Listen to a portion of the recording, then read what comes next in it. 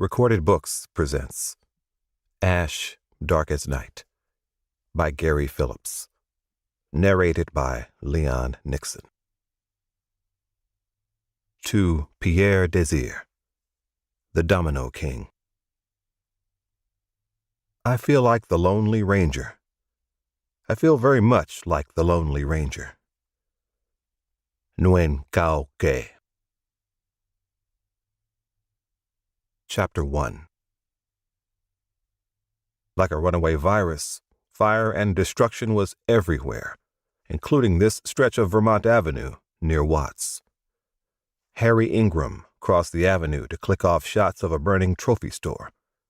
He wasn't worried about being hit by a car as there was little traffic except for fire and police vehicles.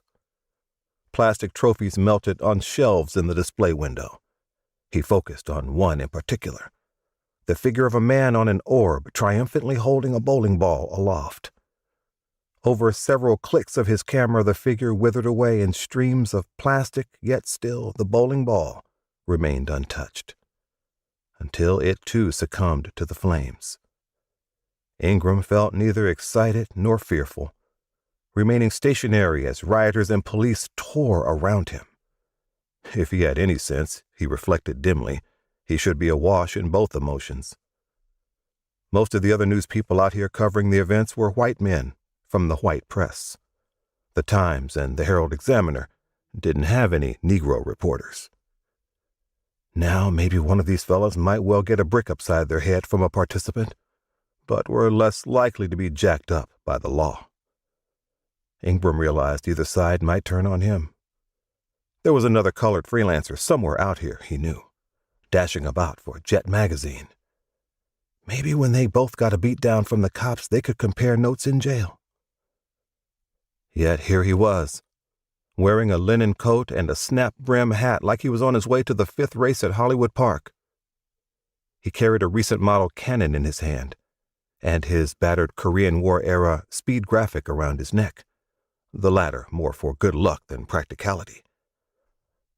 Unlike the Canon, which used film rolls, the graphic had to be loaded one 4x5 film plate at a time. Though, like the old-timers before him, he could deftly remove one plate to load in another rapidly. To top it off, it was Friday the 13th. He almost chuckled. "Get the fuck out of here!" A cop yelled at him from his Plymouth Fury Prowler as he roared past. "This ain't a goddamn tourist outing."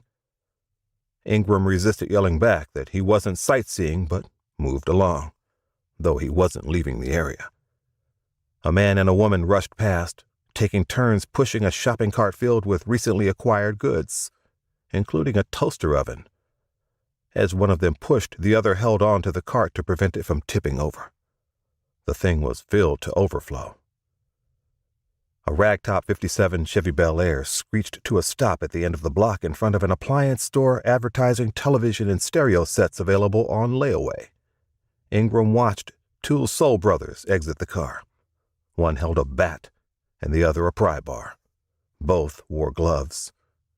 Methodically, they went to work on the store's windows and security gate, busting out the glass.